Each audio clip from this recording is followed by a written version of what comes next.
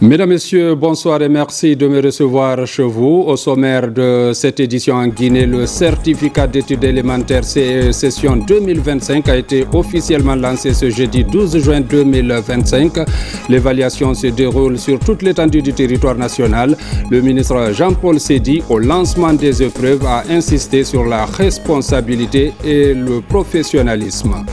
En Chine, la Guinée participe au forum sur la construction et le financement des infrastructures. Le ministre des Travaux publics met l'occasion à profit pour un renforcement du partenariat avec les entreprises évoluant dans notre pays. Au niveau de la Fédération de gymnastique, les entraîneurs renforcent leurs capacités. C'est un geste de la solidarité olympique. Un expert belge assure la formation. Une fois encore, bonsoir et bienvenue dans ce journal. Démarrage sur toute l'étendue du territoire national du certificat du fin d'études élémentaires. Plus de 300 000 candidats affrontent les épreuves dans la discipline. Placé cette année sur le sceau de la responsabilité et de la conscience professionnelle, le ministre de l'enseignement préuniversitaire a lancé la première épreuve dans la commune de Kaloum à l'école primaire de Tombo. Dans son discours, Jean-Paul Seydi a rassuré les candidats et encouragé tous les acteurs impliqués dans l'organisation. Reportage Abdul Aziz Baldé. C'est ici à Conakry, précisément à Kaloum, que le ministre de l'enseignement préuniversitaire a choisi pour le lancement du certificat de fin d'études élémentaires. À l'école primaire de Tombo 1, autorité administrative et éducative sensibilise les élèves avant la montée de couleurs. Après l'hymne national, le ministre Jean-Paul Seydi s'adresse aux candidats et aux surveillants. Faites en sorte que les encadreurs qui sont ici aient du respect pour vous et de l'admiration pour vous, par votre politesse. Un élève poli est un élève qui réussit. Un élève correct est un élève qui réussit. Faites en sorte que ceux qui ont travaillé, ceux qui ont été constants à l'école, soient ceux qui réussissent. Je vous souhaite du courage. Ici, dans ce centre, ils sont au total 376 candidats, dont 164 filles, à affronter la première épreuve du CE. Les responsables locaux rassurent et promettent un examen apaisé. Nous accompagnons les autorités parce que c'est dans l'intérêt supérieur de la commune. Nous découvrons les enfants pour les réussites. C'est pour cela que nous demandons aux parents de faire la même chose que nous. C'est-à-dire se lever et faire quelque chose pour le pays là, on le fait pour soi-même. Moi je le rassure qu'il y aura beaucoup d'admis et c'est ce que je souhaite. Et je le souhaite qu'il n'y aura pas de faute. Nous serons très rigoureux, comme toujours, pour que les plus méritants passent en classe supérieure. 9h pile, le ministre ouvre l'enveloppe contenant l'épreuve de rédaction sous le sceau de la responsabilité et de la conscience professionnelle. Mon objectif à terme, c'est que chacun organise les examens qui sont de son ressort. Que la commune organise l'entrée en sixième, que la région organise le BEPC et que la nation organise, que l'État organise le baccalauréat. C'est ce qui est prévu par les textes. C'est ce qui est prévu par les règlements et on peut y arriver. La principale question était comment prévenir des maladies contagieuses. Il faut respecter l'hygiène, se vacciner principalement contre les maladies contagieuses comme la rougeole, le tétanos. Je compte être lauréat mais pas sûrement première de la République. Après le lancement de la première épreuve, le ministre et sa suite ont sillonné plusieurs centres dans les différentes communes de Conakry. Objectif, s'assurer des dispositifs mis en place, y compris l'aspect sanitaire et sécuritaire. Pour cette année, ils sont au total 313 283 candidats à passer le CE sur l'ensemble du territoire national, répartis dans 1497 centres. À Conakry, la première journée des examens au compte du certificat de fin d'études primaires s'est déroulée dans les conditions souhaitables. Dans les différentes communes de la capitale, les autorités à tous les niveaux étaient mobilisées pour la réussite de ces évaluations. Les échos dans la capitale, c'est avec une signature de Moussa Bangoura. Comme partout dans le pays, à Conakry, les élèves candidats au compte du certificat de fin d'études primaires se retrouvent dans les différents centres d'examen de la capitale. Autorités locales, superviseurs, délégués scolaires et surveillants sont tous mobilisés pour un examen sans fausse note. Nous avons lancé le sujet avec le plus grand respect, tout en respectant les dispositions prises par le département. Le ministre a insisté au sens de responsabilité de tous les acteurs impliqués. Et pour que chacun fasse ce qu'il doit faire. Ce que je vais conseiller dans les différents centres, c'est ne pas porter les téléphones puisque ça peut porter préjudice à tout ce qu'on a établi comme effort de compromis. Avec un total de 175 centres d'examen, cette année, ces candidats sont au nombre de 73 841, dont 38 596 filles pour l'enseignement général, y compris le franco-arabe pour la ville de Conakry. C'est par l'épreuve de rédaction que ces évaluations ont débuté. En tant qu'élève de 6e, les sujets, tout ce qui viendra, forcément on connaît quelque chose.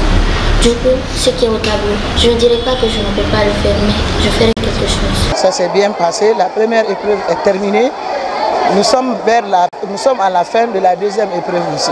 Pour la journée d'aujourd'hui, nous avons 3 épreuves à faire. Partout, des conseils ont été prodigués aux candidats. À l'ère de la refondation, seul le mérite sera célébré. Éviter la fraude, je leur ai dit d'être aussi serein, ne pas se mettre sous l'effet de la peur. Bonne chance. C'est vrai, il ne faut pas toujours s'asseoir et compter sur la chance, mais les préparatifs effectués par les uns et les autres, bien entendu, avec l'accompagnement de tout le système, permettra de tirer les leçons. Pour cette première journée, aucune irrégularité n'est signalée. Tout se passe dans la sérénité, comme souhaité par les autorités en charge du système éducatif guinéen.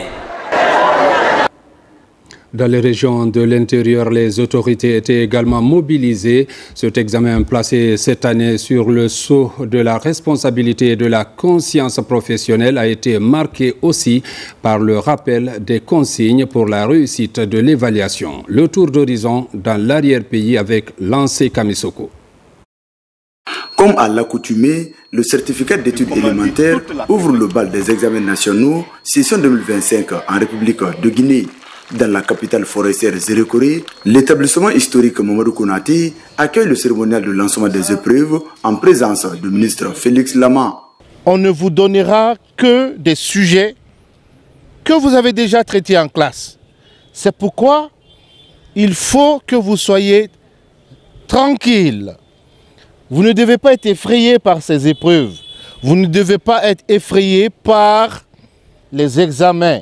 Pour garantir un bon déroulement des examens nationaux, toutes les dispositions nécessaires sont prises, rassurent les autorités éducatives de la région. Au niveau de la région, pour l'examen d'entrée en 7e année, nous avons globalement 40 916 candidats, dont 17 377 filles, répartis dans 158 centres. Et ces candidats vont occuper 1366 salles. Dans les préfectures de Massanta et de Lola, la même sérénité se dégage dans l'organisation des différents examens nationaux de cette année. C'est une marque de satisfaction, de confiance totale. Et on prie que ça se passe comme ça dans tous les centres, dans toutes les préfectures. Et nous comptons entièrement sur vous. Parce que là, il faut savoir que nous sommes des candidats moraux. Aujourd'hui, tout est calme, les enfants sont en confiance. Comme le ministre l'a dit, on va dédramatiser et se dédramatiser. Autrefois, c'était toute une armada, mais aujourd'hui, c'est une ouverture des premières épreuves qui s'est passée dans le calme, la quiétude et la transparence. Dans le Sankaran, les autorités administratives et éducatives se sont donné rendez-vous au lycée Gamal Abdel Nasser pour l'ouverture solennelle de ce premier examen de l'année 2025 en Guinée.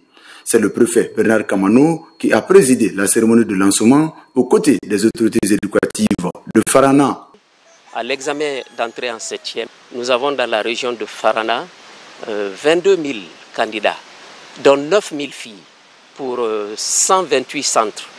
J'espère que les conseils qui ont été donnés ont été bien assimilés par les élèves et tous ceux qui sont chargés de l'encadrement de cet examen. Dans la ville de Dina Salifou Kamara, les autorités administratives se réjouissent du respect des principes généraux des examens nationaux en République de Guinée. Un moment solennel pour Al-Seli Kamara de rappeler l'importance de la transparence avant, pendant et après les épreuves. Avant notre arrivée, je crois que tout a été mis en place. Que ce soit des surveillants, des enfants, ils sont tous en classe. Et l'enveloppe a été ouverte devant tout le monde. Et le constat, vraiment, elle est bien parce que les conditions à laquelle les élèves sont assis, vraiment, c'est ce qui est sous les normes. Et les enfants aussi ne sont pas stressés. De Fourekaria à Kindia, aucune fausse note n'est enregistrée en cette première journée du certificat d'études élémentaires. Nous avons exhorté les enfants au travail,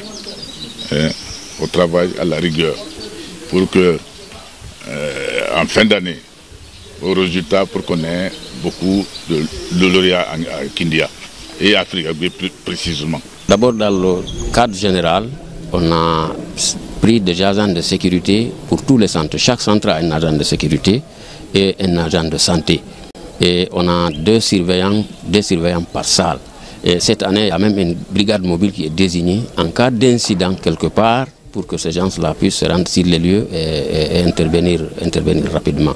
Avant le démarrage des épreuves ce matin à Zérékoré, le ministre Félix Lama a sillonné quelques centres d'examen dans la capitale forestière. Il a ainsi prodigué des conseils aux candidats à l'école primaire du camp Béanzin et au lycée Alfaya Diallo. En marge de la réunion ministérielle des coordinateurs sur la mise en œuvre des actions du suivi du Forum Chine-Afrique de coopération FOCAC à Hunan, le ministre de la Coopération a rencontré plusieurs entreprises chinoises évoluant en Guinée. Les débats sont axés sur l'accélération des projets en cours de réalisation dans notre pays et au renforcement des liens de coopération existants entre ces sociétés et la République de Guinée. Depuis Changsha, c'est en Chine, Daouda Tabansila.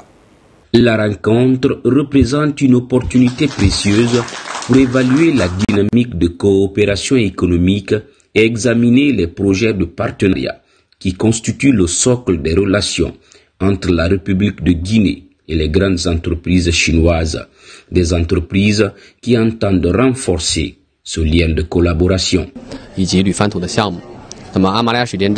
Actuellement, nous avons un projet de barrage à Amaria qui est en cours de construction. Nous avons déjà 33 000 employés sur le site. Nous avons déjà réalisé à peu près 30% du montant total de l'investissement sur ce projet. En Guinée, ces sociétés évoluent dans les mines, l'énergie, les télécommunications, les infrastructures et les finances. La suite logique pour faire l'état des lieux, la convergence dînatoire que son excellence le général Mamadi Doumbouya, chef de l'État, avait réservé aux grandes entreprises chinoises lors du FOCAC passé le 5 septembre 2024. Nous avons écouté les banques, Exim Bank, ICBC et aussi CapFan. C'est le fonds qui a été créé en Afrique du Sud en marge du FOCAC pour vraiment supporter les entreprises chinoises pour faire des financements en Afrique. On les a expliqué, de leur dire d'accompagner davantage des entreprises guinéennes.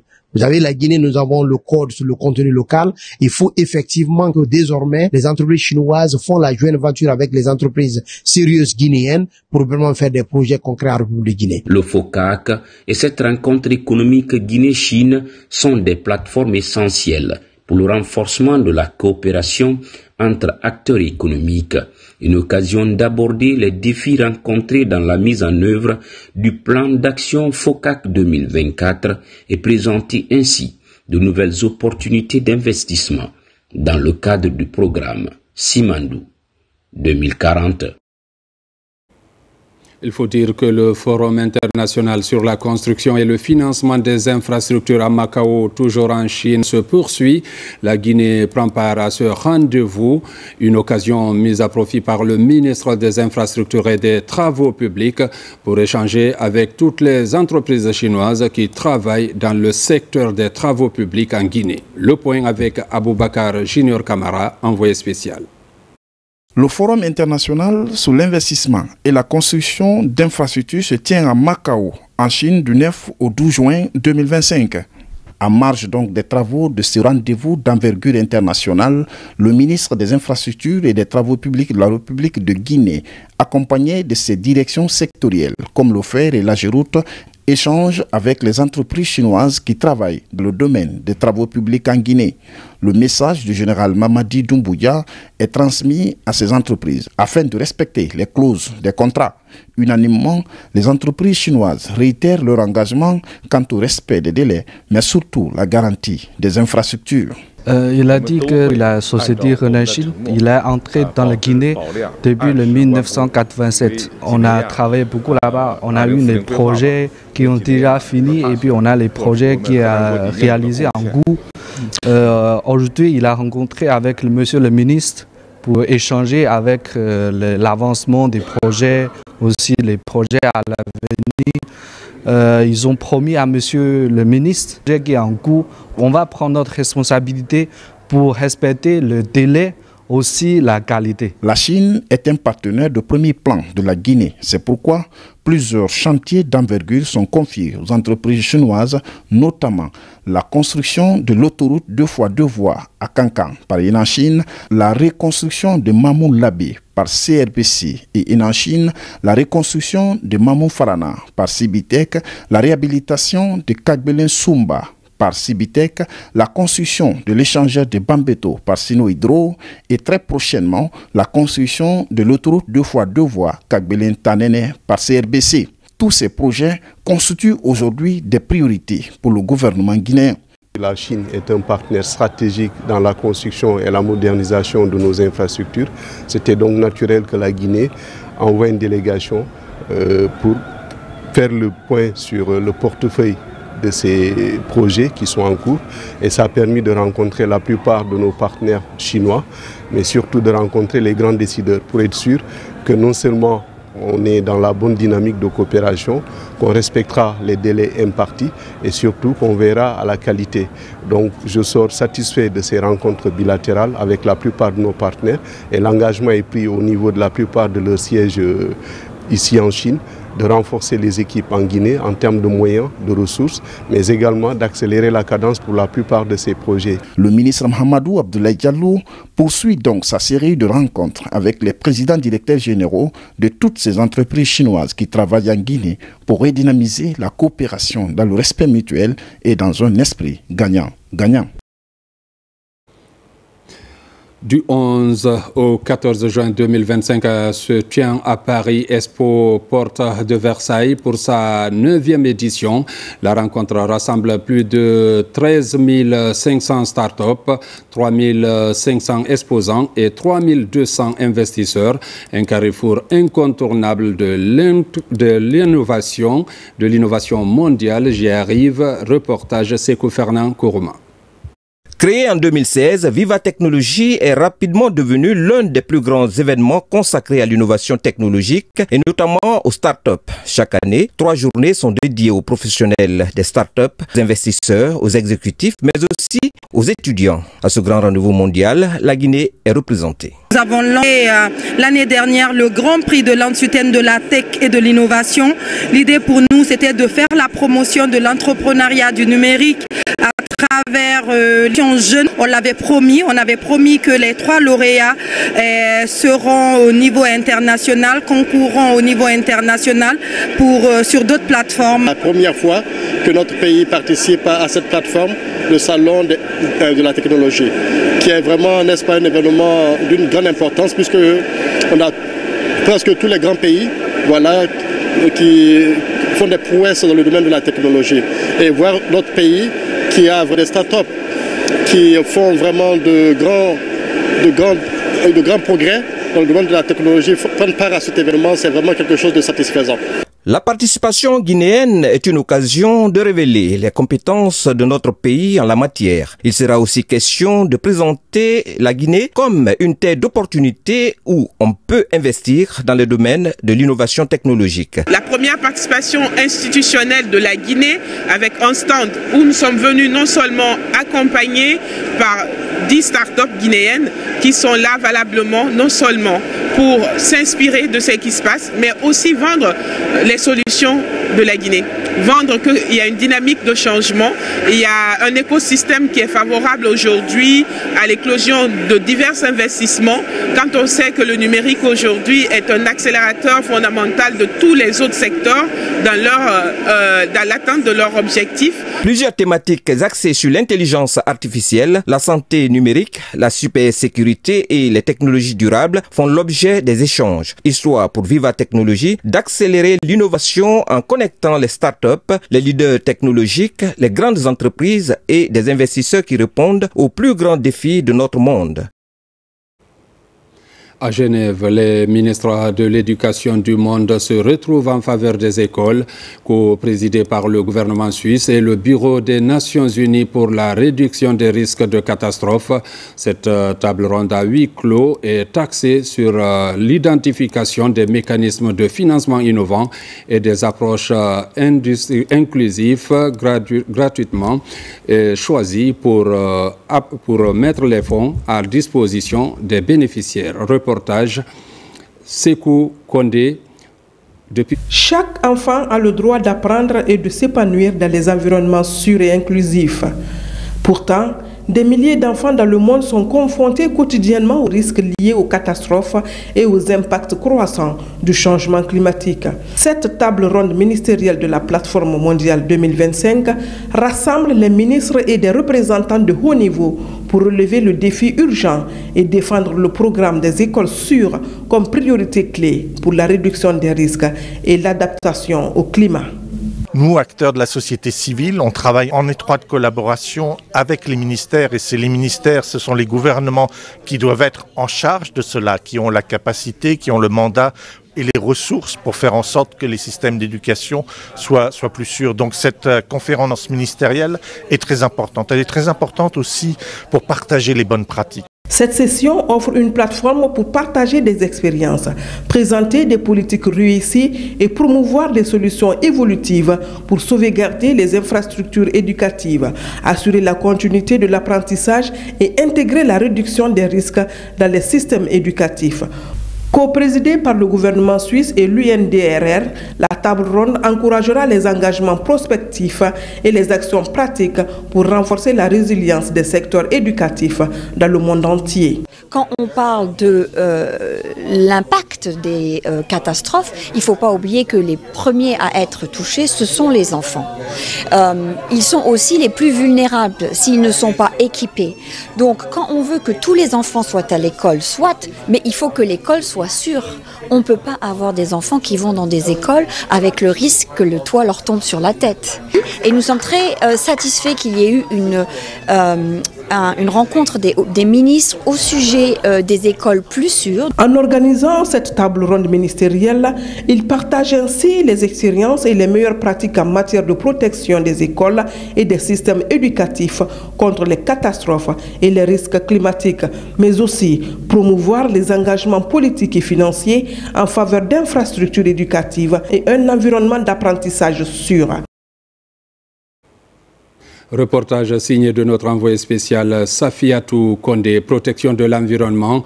Dans la préfecture de Kindia, des acteurs du secteur se concertent autour de l'élaboration du projet pilote de protection de la biodiversité, un document qui va servir de guide pour l'exécution des projets et programmes. Alfaya Yassila.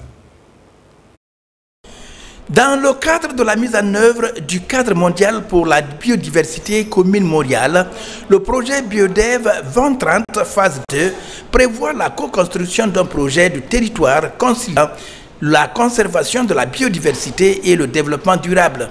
Cet atelier aujourd'hui vise à rassembler l'ensemble des acteurs qui interviennent dans ce paysage et afin de recueillir leurs avis, leurs contributions pour la conception d'une idée de projet qui va constituer un projet pilote qu'on va implémenter dans ce paysage, dans ces écorégions. Parce que au niveau des aires protégées et même au niveau des terroirs villageois, il y a des sites potentiels de biodiversité, mais en même temps, Il y a là l'exploitation agricole qui est en cours, il y a l'exploitation minière qui se pratique là, il y a aussi l'exploitation forestière qui se pratique là, la carbonisation qui se pratique là, et pourtant nous ne pouvons pas aller sans ces activités. La région de Kindia, abritant les réserves du haut plateau de Koununkan, le delta du Kankouré, la Mélakoré et la forêt classée de Gangan, a été sélectionnée par l'ensemble des parties prenantes comme territoire pilote pour la construction d'un projet de territoire ambitieux, réaliste. Au niveau territorial, nous voulons mettre l'accent sur les acteurs du territoire, c'est-à-dire aller vers une pratique, développer un projet qui puisse permettre aux acteurs de répondre à la crise de biodiversité, mais aussi de pouvoir concilier le développement des activités, les moyens de subsistance de ces acteurs. Kindia, vous le savez bien que Kindia est en grande partie une région agricole. Donc, la protection de ces faunes et des fleurs vraiment nous préoccupe et nous donnons vie pour accompagner le ministère de l'Environnement et avec l'ensemble de ses partenaires pour que cette protection de l'écosystème soit une réalité. Les experts et cadres ont donc travaillé sur le futur projet. Il reste à valider par les départements de l'environnement et au développement durable et soumis au financement des bailleurs de fonds avant d'être lancé officiellement. Comment renforcer le partenariat entre les différentes parties prenantes intervenant dans la gestion du moyen Bafing? Le thème récemment en discussion à Mamou, initié par le ministère de l'Environnement à travers l'Office guinéen des parcs et réserves de faune et de flore sur le financement conjoint des ONG Bafing Falémé, Femmes Pro Offset et le projet Bafing Offset Programme. La rencontre a permis de mettre en place un cadre de concertation dans le but d'assurer une gestion efficace du parc et améliorer aussi les conditions de vie des populations riveraines. Reportage Mamadou Patebaldi. Le ministère de l'Environnement et du Développement durable, à travers l'Office guinéen des parcs nationaux et réserves de faune, multiplie les efforts pour assurer une gestion efficace du parc national du Moyen Bafing.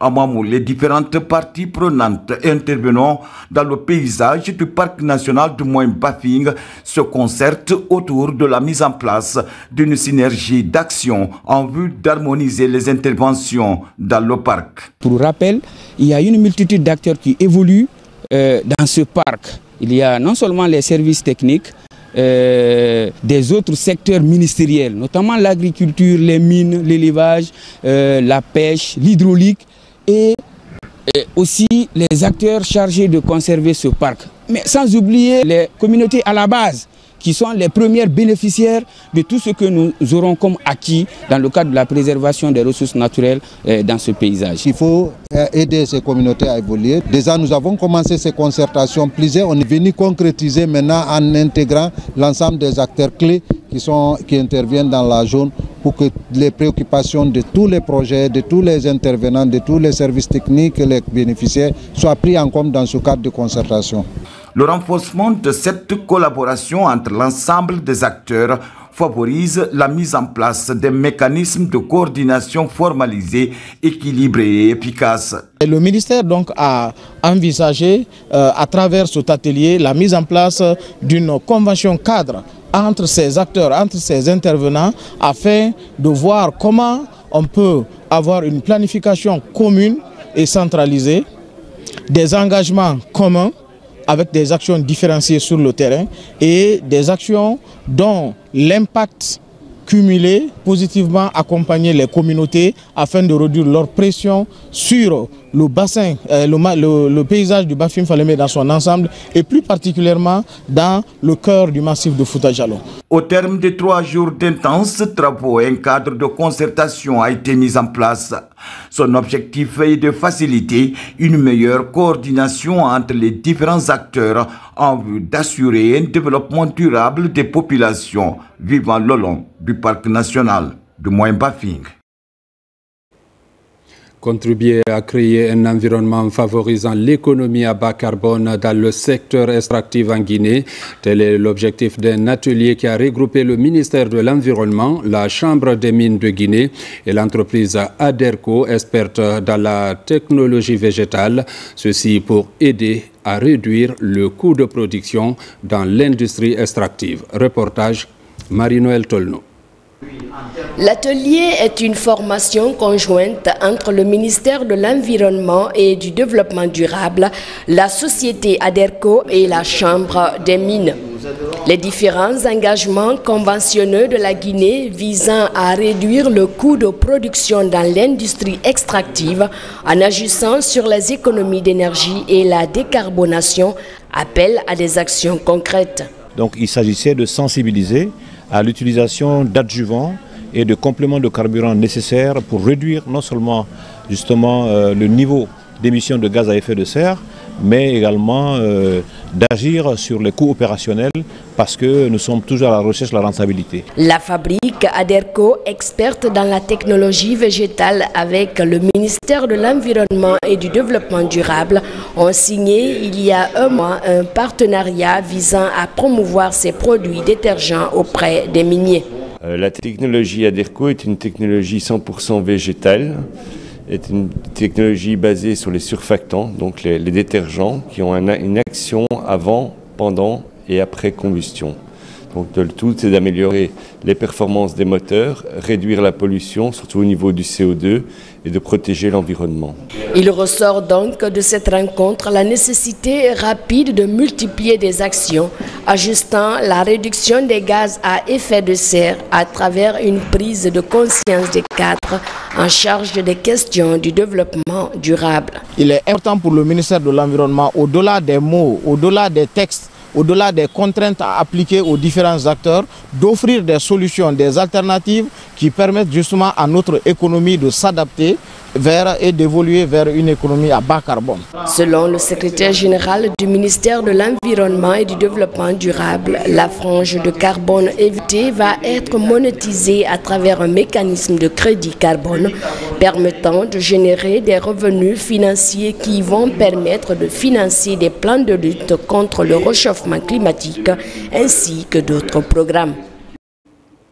Dans l'actualité encore, tenue récemment de la 11e session du comité de pilotage et de suivi du contrat de désendettement et de développement CD2, il a été question de faire l'état de mise en œuvre de ce mécanisme de conversion de la dette et d'identifier les prochaines actions à entreprendre. De nombreux projets ont été déjà réalisés et la France se félicite du rapport présenté par la partie guinéenne. Compte rendu Mamadi Gassama. 2013 que la Guinée a signé cette convention du contrat de désendettement avec la France. Elle vise à aider le pays à réduire sa dette extérieure tout en les réaffectant dans les projets de développement. Et depuis, de nombreux chantiers ont été abattus dans ce sens. Après quelques années, le comité de pilotage du CDD présente son rapport. Alors, sur ce qui est de la mise en œuvre, comme vous l'avez constaté, c'est un projet qui a fait beaucoup d'efforts et qu'à date, un certain nombre de projets ont été développés à l'intérieur du pays, notamment en Guinée forestière.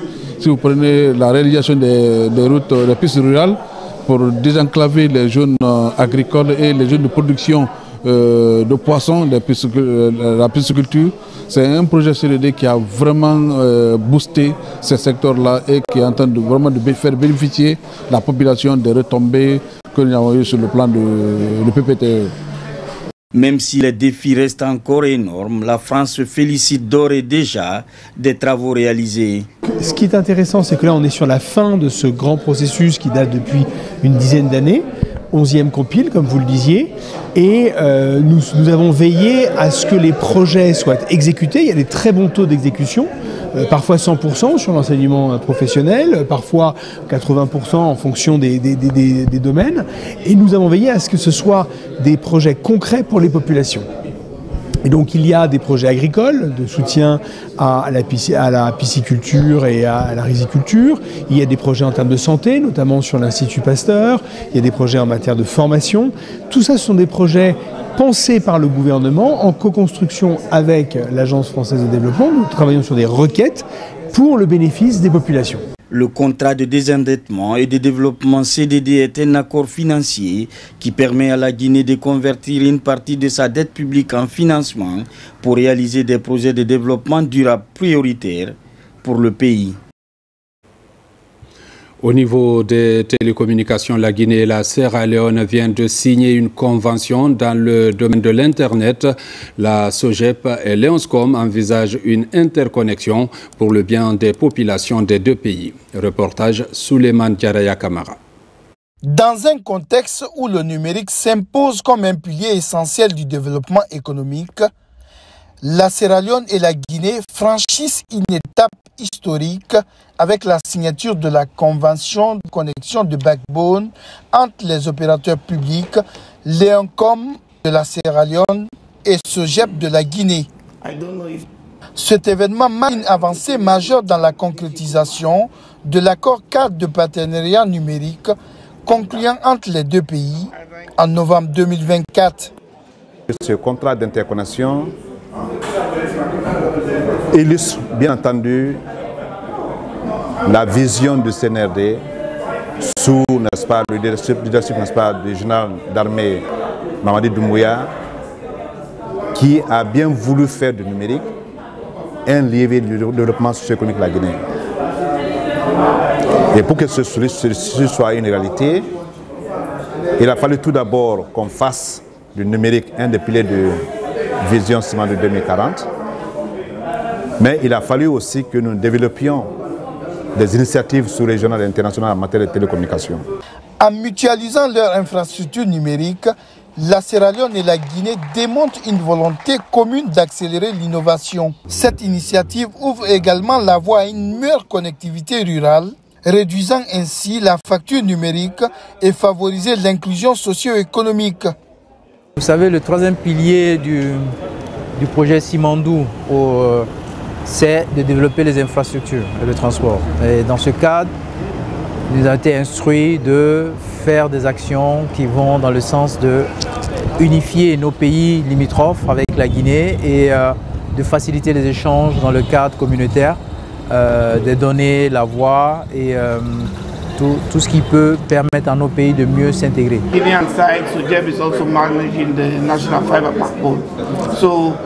dans le cadre de la signature d'une convention entre la République de la Sierra Leone et la Guinée.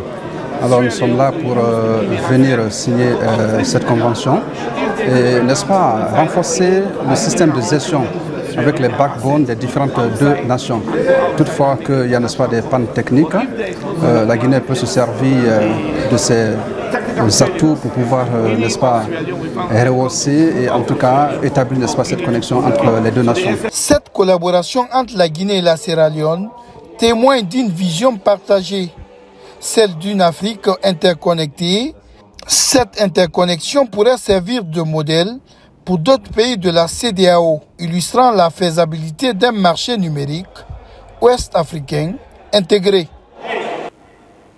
Intéressons-nous aussi à l'évolution du PNR avec l'ambassade de la République de Guinée en Angola, à l'image des autres missions diplomatiques et consulaires, a officiellement lancé les opérations de recensement biométrique des compatriotes vivant en Angola. À Luanda, vous allez le voir, les compatriotes ont compris le bien fondé de ce programme. Reportage Makeme Keleti Donzo. C'est effectif. L'ambassade de Guinée en Angola a lancé officiellement les opérations de recensement biométrique des Guinéens qui vivent dans ce pays. Les chiffres font état de plus de 30 000 Guinéens concernés par l'opération. Des compatriotes engagés qui ne négligent aucun document recommandé par la mission de supervision. Les dispositions que le CGE a prises pour que cette opération se déroule dans les meilleures conditions. C'est au niveau organisationnel qu'il nous faut l'excès de naissance ou jugement supplétif.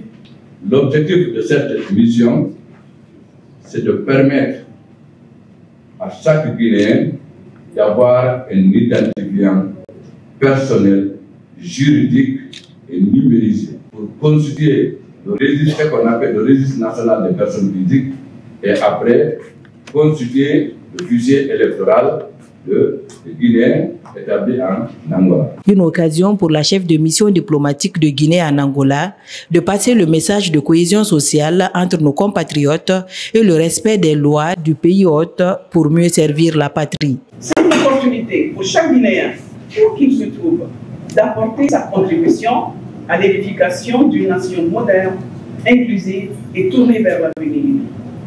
Ensemble, faisons de ce recensement une réussite exemplaire. Chaque Guinéen compte. Ce recensement de PNRAVEC permettra à tous les Guinéens enrôlés d'avoir un numéro unique dans la base des données administratives à vocation d'état civil. La mobilisation continue autour du recensement biométrique à Koufin dans la sous-préfecture de Kamsar. Le réseau d'intégration pour la paix et le développement RIPAD était dans ce district pour sensibiliser les populations sur l'importance de ce recensement. Nabi Kamara. Les membres du réseau de l'intégration pour le développement rentrent d'une mission de travail à Kamsar. Tous fils de cette sous-préfecture de Boké, ils étaient partis dans le district de Koufin pour mobiliser leurs frères et sœurs autour du programme national de recensement à vocation d'état civil qui intéresse tous les Guinéens ayant atteint 10 ans et plus. Nous ne pouvons pas rester à l'écart au moment où nos parents sont dans les îles et ne pas venir les sensibiliser pour le recensement. Pour cela, nous demandons à toute la population de Koufin à Binari de se recenser afin de pouvoir se mettre dans le fichier guinéen. À Koufin, la mission du réseau de l'intégration pour le développement a expliqué aux populations de ce district de Kamsar les avantages liés au recensement en cours. En tant qu'ONG nationale, ce réseau a également contribué à la finition des travaux de construction de la mosquée principale de Koufin, débutée depuis 1984. Cette remise de cadeaux et une facture d'une tonne de ciment nous réjouit à plus d'un titre. Depuis 1984, nous avons initié cette mosquée, c'est au temps de Mamadi Doumbouya que les membres de RIPAD nous ont offert ces carreaux. Nous prions pour eux et pour le général d'armée Mamadi Doumbouya. Comme il est de tradition dans les villages croyants de Guinée, des prières ont été dites pour les donateurs de ces carreaux, mais également pour le pays et le chef de l'État, le président Mamadi Doumbouya. Santé dans la préfecture de Dinguira et la sous-préfecture de Mbone bénéficient d'une ambulance. C'est dans le cadre de l'amélioration de la prise en charge des patients dans cette localité. Reportage Robert Siditolno. Les populations du district de Mbone dans la sous-préfecture de Banora, préfecture de Dinguiraï, auront attendu 35 ans après l'inauguration du centre de santé du village pour bénéficier enfin d'une ambulance flambant neuve. L'attente, on peut le dire, n'aura été vaine car c'est une ambulance médicalisée entièrement équipée qu'on vient de mettre à la disposition des braves populations de cette localité. L'obtention de ces bijoux a été rendue possible grâce à l'implication d'un fils du terroir. Fils Mamadou Guissé, qui est le PDG de la société Sokof, après avoir visionné une vidéo où on transportait des malades des communautés, de la communauté vers le centre hospitalier de Dinguiraï, soit par moto, soit par hamac. Ce geste s'inscrit dans la politique de responsabilité sociétale de l'entreprise. En recevant ces dons, les bénéficiaires promettent d'en faire bon usage. Déjà, un comité de gestion est mis sur pied pour un entretien pérenne de ces bijoux. Lançons un appel très solennel aux usagers de cette ambulance des deux sous-préfectures, la sous-préfecture de Banora et celle de Diatiféré, qui utiliseront forcément cette ambulance, de l'utiliser en bon escient. Cette ambulance est un bien commun et un bijou très précieux. Elle doit être protégée, bien entretenue, utilisée à bon escient de manière transparente. C'est un ensemble avec un esprit de responsabilité partagée que nous pourrons garantir la durabilité de cet investissement. À travers cet acte symbolique, les populations d'Mbone ont exprimé leur gratitude. Les prières et bénédictions ont été formulées à la grande mosquée de la localité pour le chef de l'État, mais surtout pour le renforcement de la paix et de la cohésion sociale.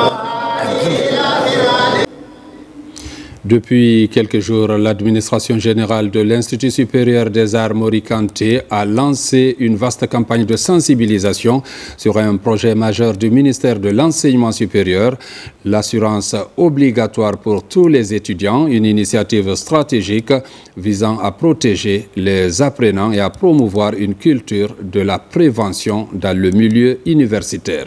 Reportage Sah Martin Fancinadounou.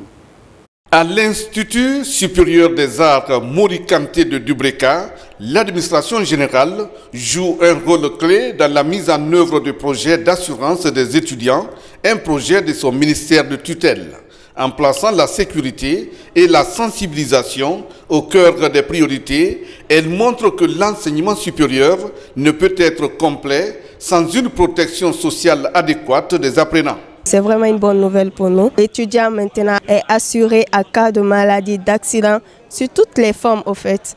On dit merci au ministre pour cette assurance mise en place pour les étudiants. L'assurance devient ainsi le bouclier de protection pour ces étudiants exposés aux risques spécifiques liés aux activités physiques et pédagogiques, répétitions intensives, déplacements, scènes et équipements techniques. Il y a les risques auxquels ces étudiants sont exposés. Et particulièrement ce sont les risques d'accident. Et lorsque ces risques-là survenaient, pour une dépense de 500 000, 600 000, l'étudiant est cloîtré à la maison et ne peut pas suivre ses études. Donc son année universitaire est perturbée, son cursus est même perturbé. Donc nous faisons en sorte que lorsque ces événements-là surviennent, que l'étudiant reçoive dans les meilleurs délais, les meilleurs soins, dans les structures sanitaires appropriées pour qu'il reprenne le chemin de la classe, qu'il poursuive ses études. Il y a un processus de souscription via la plateforme Parcours Sud. Nous avons engagé aussi la mobilisation des primes qu'on prélève aux étudiants. C'est pour permettre aux partenaires de prendre en charge la couverture sociale et en même temps une prise en charge liée à la santé de nos étudiants. C'est un programme d'assurance à fort impact social du ministère de l'Enseignement supérieur, de la Recherche scientifique et de l'Innovation visant à offrir une couverture santé et sociale à tous les étudiants inscrits dans les institutions publiques qui prennent donc une tournure concrète à l'ISAMC de Dubreka. Hajj 2025, plusieurs Guinéens ont effectué ce déplacement. La visite des lieux saints de l'islam a connu un engouement. Ce soir, nous allons revivre les moments forts de Arafat. Sur le terrain, des prières et bénédictions ont été également faites pour la paix en Guinée. Reportage Lancé Koulibaly. C'est ici, au pied du mont Arafat, témoin du dernier sermon du prophète Mohammed, paix et salut sur lui, que plus de 600 000 fidèles musulmans se sont rassemblés ce 5 juin pour faire des invocations et bénédictions. Un rituel traditionnel qui marque le début du Hajj 2025. Le prophète paix et salut sur lui a dit que Al-Hajj Arafah, Al-Hajj Arafah, Al-Hajj Arafah. Que le pèlerinage, c'est le Arafat. Arafat, c'est cette agglomération que nous sommes là aujourd'hui. Et il y a un jour précis dans l'année, dans les 12 mois, c'est le 9e jour de 12e mois linéaire. C'est aujourd'hui que Dieu a fait en sorte que 2025, que soit ça. Et le jour de Arafat, quand un pèlerin vient à Arafat, vient au pèlerinage, il doit être là par une portion de temps à Arafat le 9e jour. Même les MAD qui sont dans les hôpitaux, les autorités saoudiennes mettent les moyens aux dispositions des hôpitaux pour envoyer même les malades qui sont des pèlerins, ils viendront dans l'ambulance pour être là. Pourquoi cela? Parce que c'est aujourd'hui que Arafat qui est le pèlerinage. Du mont Arafat cap sur la plaine de Mouzdalifa, site sur lequel le prophète a marqué un temps d'arrêt pour prier dans la soirée avant de se munir de cailloux pour aller lapider le Satan à Mina. Un rituel suivi depuis par des fidèles. Il faut que les Guinéens soient unis. autour d'un idéal, celui de la refondation et le développement économique de notre pays. Que tous les Guinéens se donnent la main, qu'ils soient malinqués, peuls, soussous, forestiers, que tout le monde se donne la main pour construire la nation guinéenne.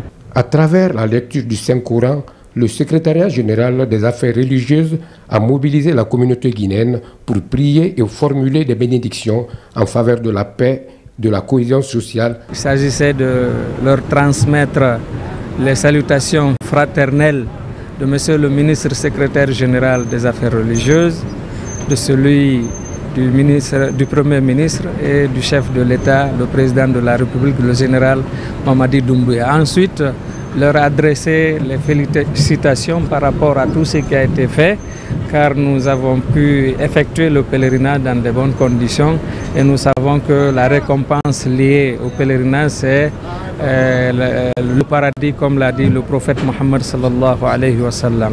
Si des améliorations ont été constatées au niveau des installations des pèlerins guinéens, la présence des personnes d'un certain âge et parfois très malades est à déplorer.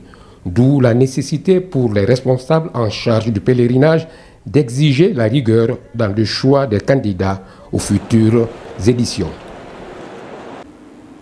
En marge de la conférence des Nations Unies sur l'océan qui se tient à Nice, une exposition des photos et tableaux sur la pollution de l'océan est organisée au Centre culturel franco-guinéen.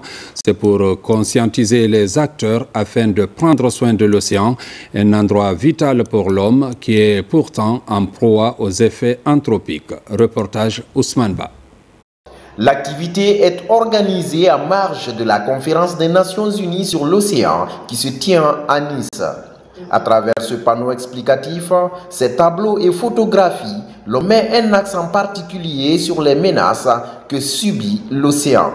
Un projet porté par le photographe Malik Sidibé, l'artiste Queen Rima et le mannequin Mamadou Yaya Diallo. Les articles sont exposés ici au Centre culturel français grâce à un partenariat avec l'ambassade de France en Guinée. Nous, ici à Conakry, on a voulu faire un écho, une résonance de ce plaidoyer, de cette mobilisation de l'ensemble des acteurs pour l'océan. Et donc ce soir, on est au Centre culturel franco-guinéen, on est avec des artistes à qui nous avons passé des commandes pour nous raconter l'océan, et pour, en quelque sorte, illustrer le plaidoyer de cette mobilisation de tous les acteurs pour l'océan. Pour la réalisation de ces œuvres, les artistes ont sillonné certains lieux emblématiques de Conakry, à savoir le port de Boulbiné, la plage de Kamayenne et la plage de Taouya. Les photos sont basées sur l'océan. Ils voulaient que je montre comment l'océan est un peu sale. Il y a beaucoup de plastique dans les océans, c'est très important qu'on travaille pour nettoyer parce qu'on gagne beaucoup de notre oxygène dans l'océan aussi. Et puis notre nourriture, et puis tout ça sort dans les océans, c'est très important. Le message derrière, c'est pour nous rappeler que de protéger l'endroit où on vit, ce n'est pas seulement un devoir d'écologie, mais c'est aussi un devoir moral de se rappeler qu'on vit dans un endroit qu'on doit toujours protéger. Cette exposition qui reconnaît le lien entre l'océan et la vie humaine s'avère comme un appel à l'unisson pour que l'on fasse la préservation de l'océan l'affaire de tous. La Fédération guinéenne de la gymnastique vient de bénéficier d'une session de formation des entraîneurs de la gymnastique masculine. Ce geste de la solidarité olympique a permis aux participants de renforcer leurs capacités avec un expert belge venu pour la circonstance. Reportage Isia Gassila. Cette session de formation destinée à la vingtaine de participants est axée sur plusieurs thèmes, entre autres la préparation physique, corps humain, croissance et philosophie de la Fédération internationale de la gymnastique, l'exploitation des engins de gymnastique. On a reçu M. Jonathan en Guinée et il a immédiatement commencé ses cours et les coachs, les entraîneurs qui ont pour base, la plupart c'est des professeurs d'éducation physique. Et il faut qu'ils soient performants. Pour qu'ils soient performants, il faut la formation des entraîneurs. Pour sa part, l'expert belge qui effectue sa première mission en Afrique exhorte les participants à plus de curiosité et d'attention afin de mieux bénéficier de ces cours qui pourront servir des milliers de pratiquants de la gymnastique en Guinée. Ce que j'ai apporté ici à l'ensemble des coachs qui ont participé à ce stage, c'est une semence que l'on a plantée ensemble, mais c'est à vous maintenant de pouvoir continuer le développement de cette semence en arrosant, en pouvant mettre le soleil autour de cette semence pour que celle grandisse, elle devienne un arbre fort. Je suis sûr que parmi vous, il y en a certains qui ont l'énergie de le faire. Abondant dans le même sens, le président du Comité national olympique martèle l'importance de la formation tout en mettant l'accent sur le dynamisme de la FEGI Gym. Pour les stagiaires, au cours de cette formation, depuis qu'on a commencé, à partir des informations que nous avons reçues de votre formation théorique et la formation pratique, nous avons de très bonnes informations.